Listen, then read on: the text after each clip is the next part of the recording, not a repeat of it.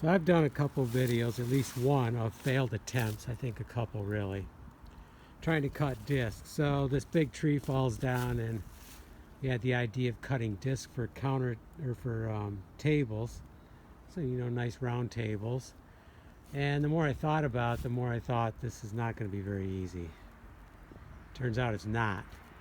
So after several failed attempts, and there's two more that were the greatest, but we're okay and I'm keeping them.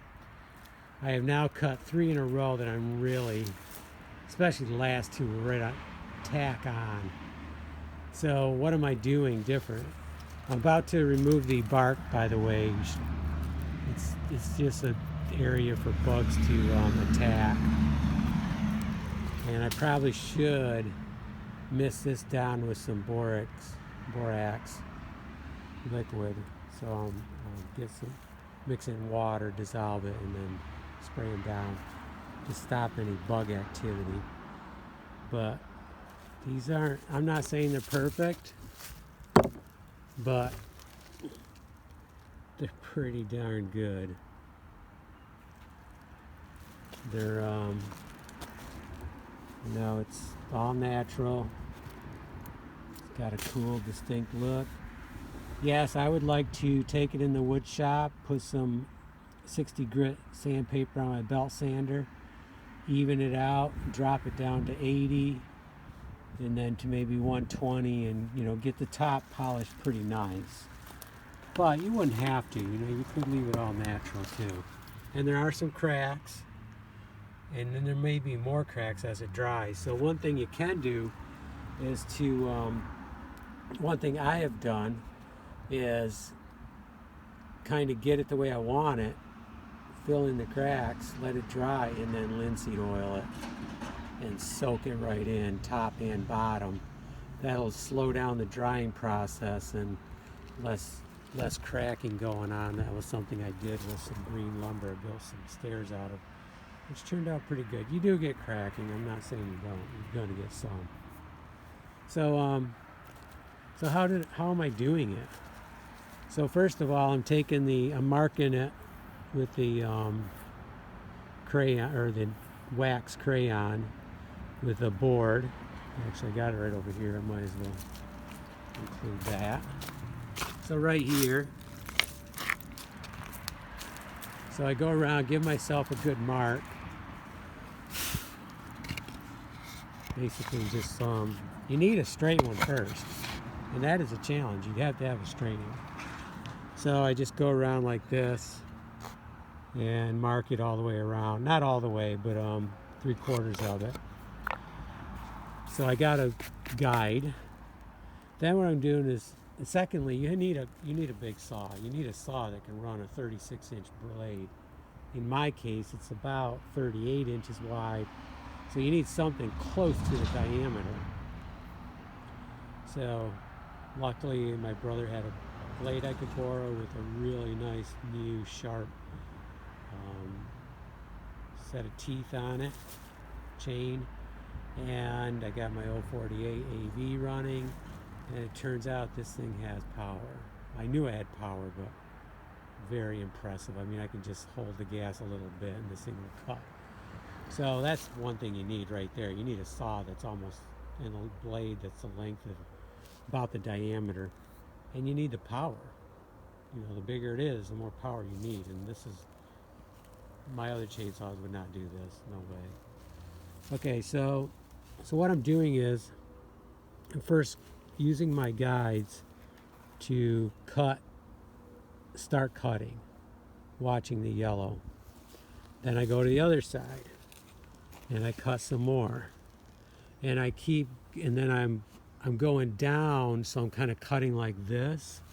First I'm cutting like this, then I'm cutting like this, following my guide. So I kind of want to get this straight line here, following my guide, do it on both sides. But you need to keep jumping back and forth, because if that chain's running just a touch, all of a sudden you're going to get ledges like this, and they're going to turn into big problems.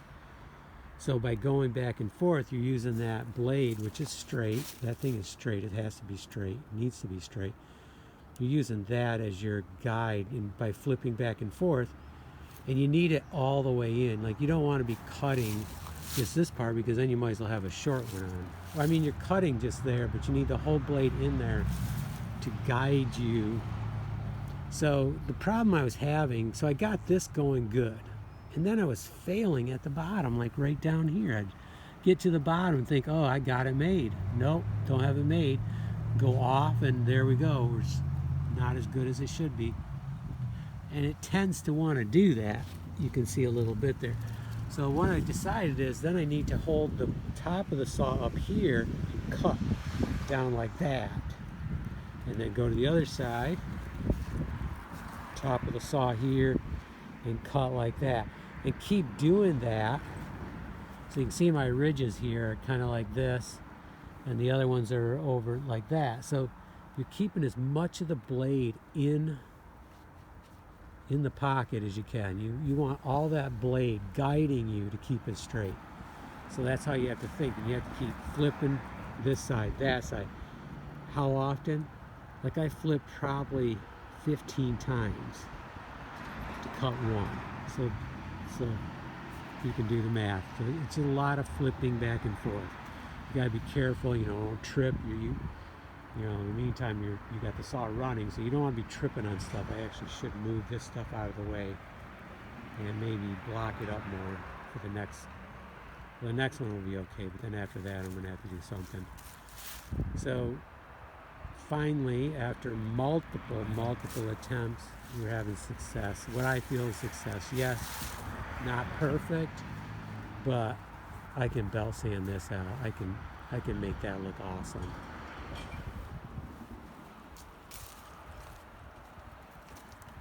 Okay. I guess tabletops would be the main use. There might be other things you might want to do. I mean, they're not bad for just regular decor too. Okay. Cutting large disc out of a tree trunk.